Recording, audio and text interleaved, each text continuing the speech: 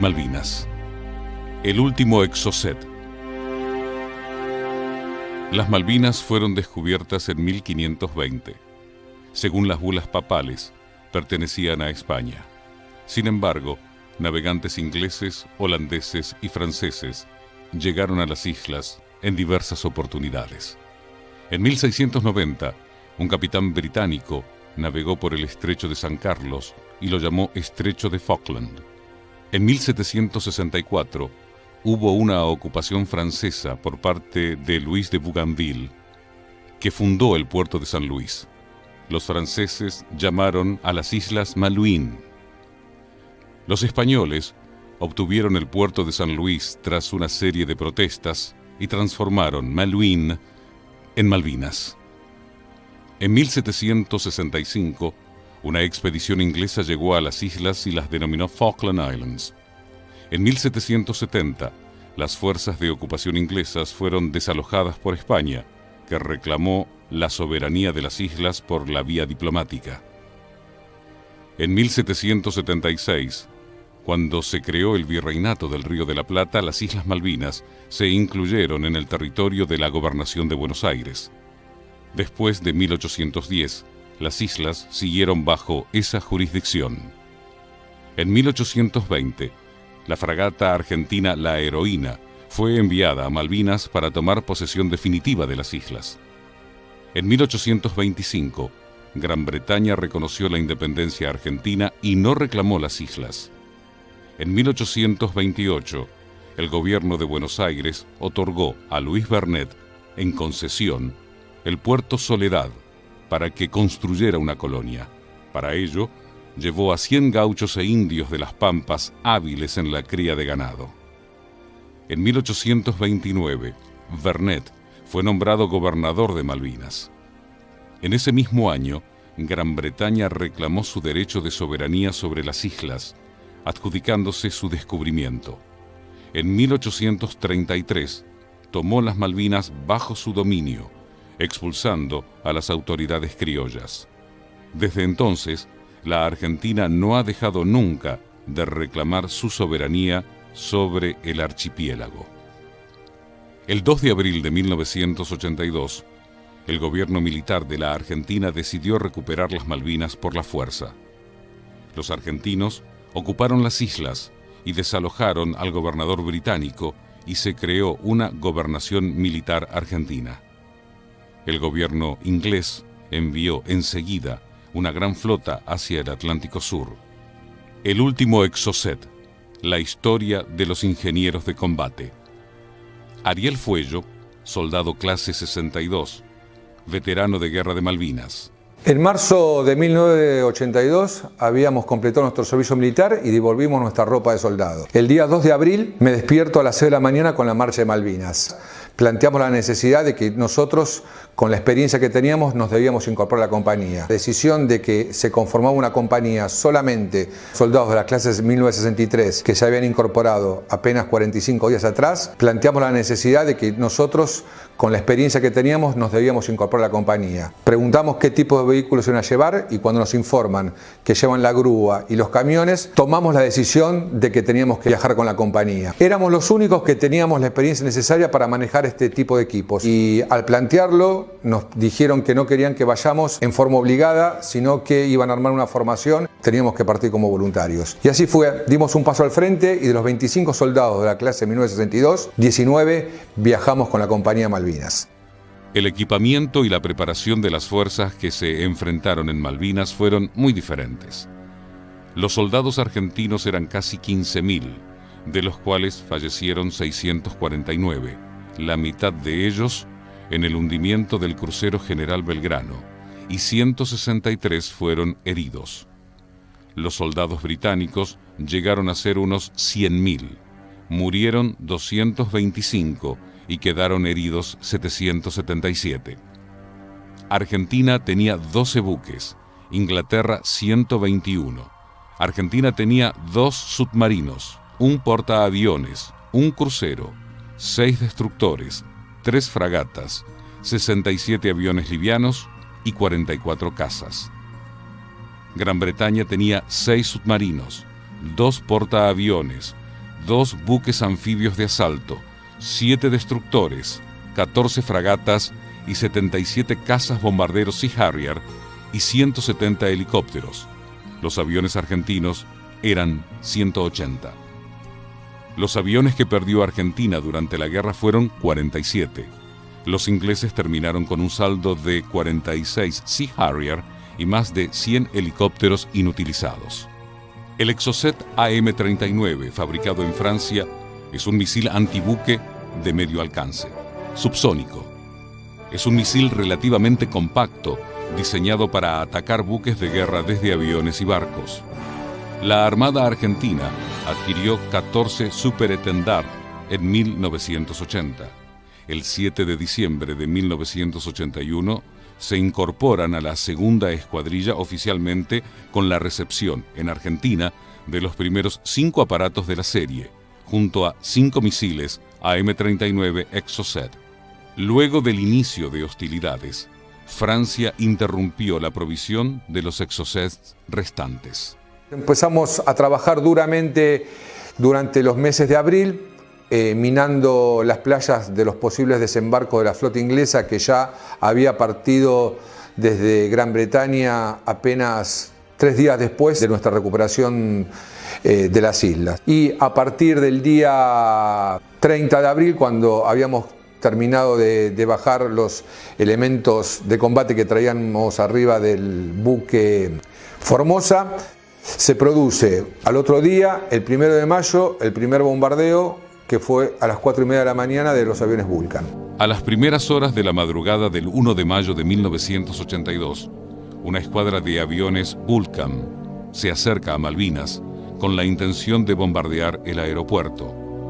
A las 7:40 explota una bomba con retardo y comienzan las hostilidades con aviones Sea Harrier.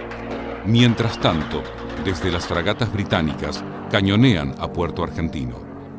Los intentos de desembarco fueron rechazados por fuerzas argentinas que averían un buque inglés y 2 aviones Harrier resultan destruidos. La clase 1961 es convocada. El crucero General Belgrano fue atacado el 2 de mayo de 1982 a las 16 horas, hundiéndose 1 hora más tarde. En el naufragio murieron 323 hombres y sobrevivieron 770. Su poder de fuego, de 15 cañones de 6 pulgadas, 150 milímetros, en 5 torres triples, le daban un alcance de tiro indirecto de casi 25 kilómetros. Aún hundiéndose en la bahía, con sus cañones fuera del agua y con energía desde tierra, seguiría operando. Por mar, ningún buque inglés hubiese llegado a menos de 25 kilómetros sin ser destruido por el viejo navío. El Ara General Belgrano fue el primer barco hundido durante una guerra por un submarino nuclear de ataque.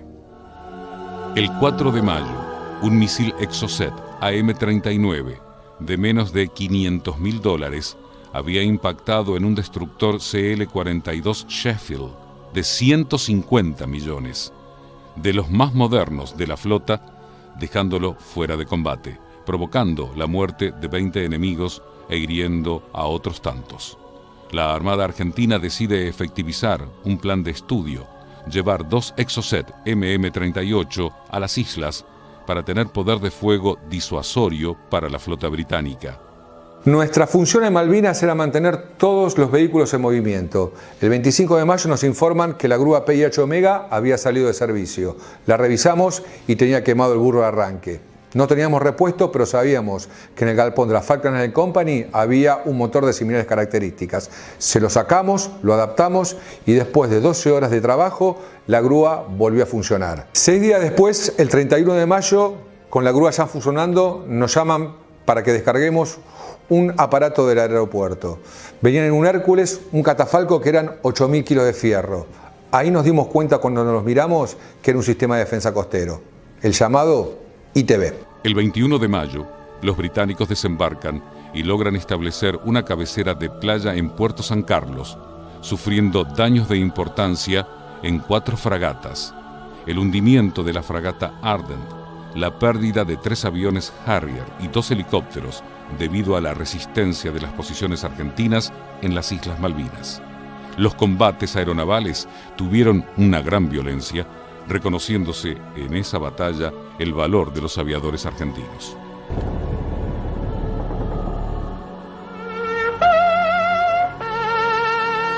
El 25 de mayo de 1982 es el día que la aviación argentina se cubrió de gloria. Los pilotos de la Fuerza Aérea y la Armada averiaron a 3 fragatas misilísticas y hundieron al transporte pesado HMS Atlantic Conveyor y hundieron al destructor HMS Coventry, asestando un duro golpe a la fuerza invasora británica. El ataque fue una verdadera hazaña. Los aviones argentinos no tenían protección antimisiles e igualmente lograron dejar fuera de combate a los elementos más letales con que contaban las fuerzas británicas. Sumada a esta derrota naval, la aviación inglesa ataca Puerto Argentino y pierde 3 Sea Harrier. El día 30 de mayo de 1982 quedará en la historia de la aviación mundial. Luego del hundimiento del HMS Atlantic Conveyor, quedará solo un Exocet AM-39, la última oportunidad de golpear a la flota con esa herramienta.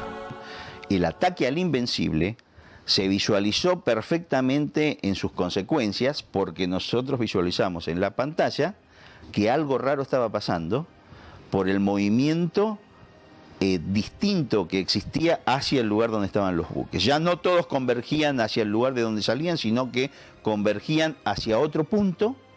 Los Harrier que estaban en vuelo eran recuperados en otros puntos que a nosotros nos producía el desconcierto de decir, ¿qué pasa acá?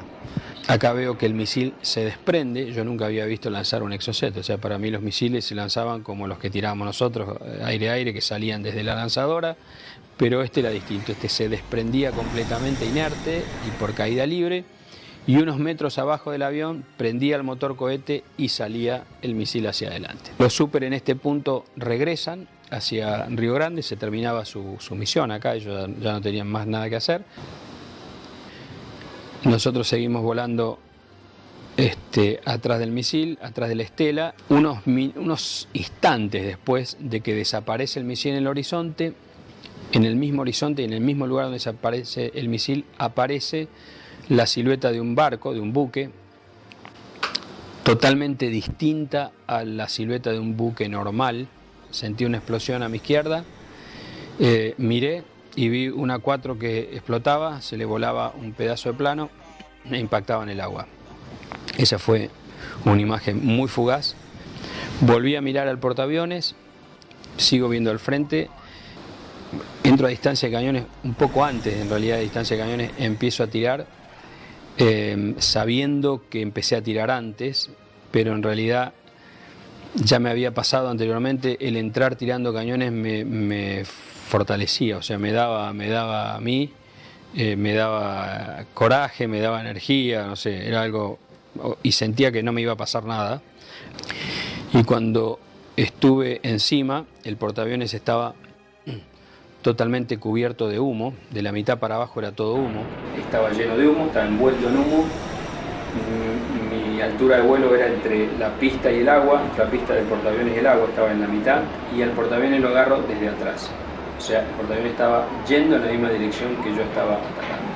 Así que le tiro mis bombas en la popa, parte de atrás, y como estaba muy cerca y no pude salir por arriba porque era muy grande y muy alto, hice un viraje a la derecha y le pasé por todo el lateral derecho al portaaviones.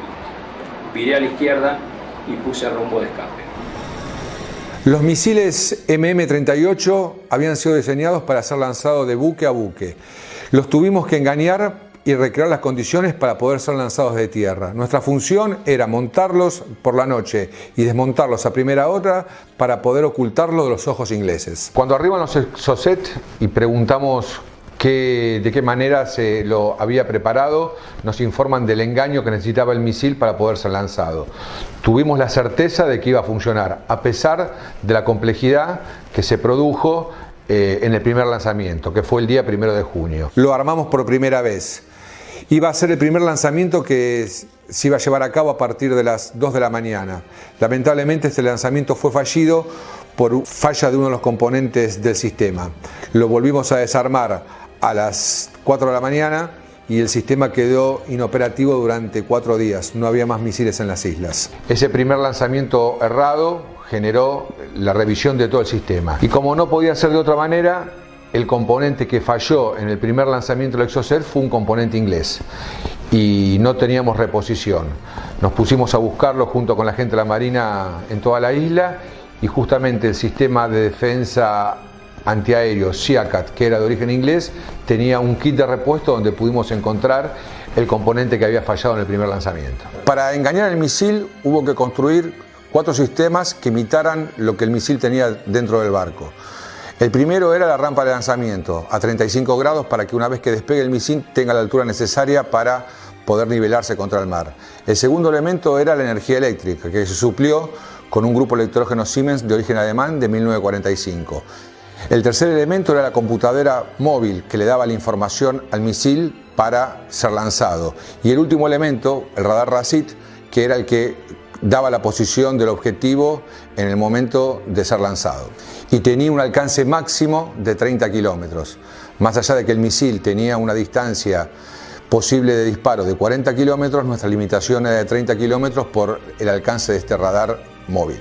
A partir de ese día, los ingleses sacan un helicóptero simulando ser un barco para traer algún disparo de misil. No había misiles en la isla, por eso el helicóptero voló 4 días y no recibió ningún tipo de impacto. Recién el 8 de junio llega un nuevo juego de misiles, pero los barcos no se ponían en nuestra ventana de fuego. Ese día 12 de junio el radar marcaba la distancia de 29,960. Rápidamente cargan la información de esa distancia, pero había que transformarla. El radar RASIT nos informaba la distancia en metros, pero al misil había que cargarle la información en grados. Con una tabla de conversión rápidamente se convierten esos metros a grados y se le pasa la información al misil. El misil trabaja captando esa información y devolviéndola para verificar que el destino es el correcto. Una vez que se verificó esa información, se le dio lanzamiento y el misil voló a 900 km por hora.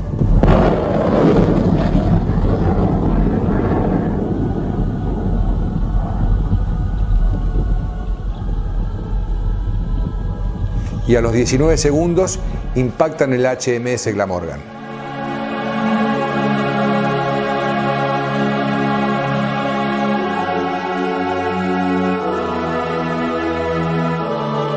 Esta es la primera vez en la historia que un buque es alcanzado por un misil lanzado desde tierra. El jefe de sistema, el 14 de junio, decide volarlo. Su jefe le pregunta: ¿los ingleses tienen misiles Exocet? Sí, entonces no lo vuele. Que vean la capacidad argentina para innovar y poderles pegarles desde tierra a un buque en alta mar.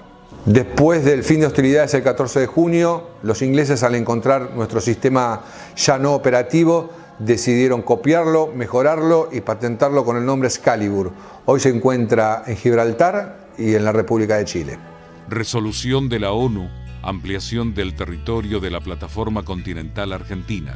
El 11 de marzo de 2016, la Organización de las Naciones Unidas dio lugar al reclamo iniciado en 2009 por el Estado argentino y aceptó la ampliación del 37% de la plataforma continental en el Atlántico Sur.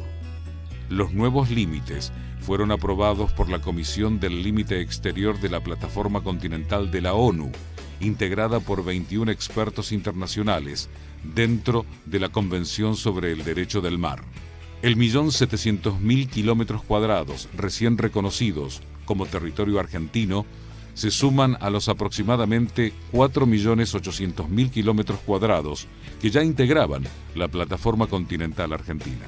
La ONU ha tomado el caso argentino como un leading case, es decir, un punto de referencia, ya que es la primera vez que un país emplea todos los recursos disponibles para demostrar los límites de su territorio.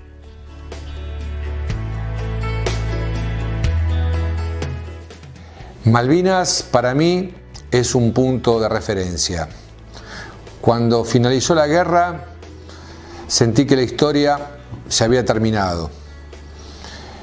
Muchos años después, hoy, me doy cuenta que la historia recién comienza.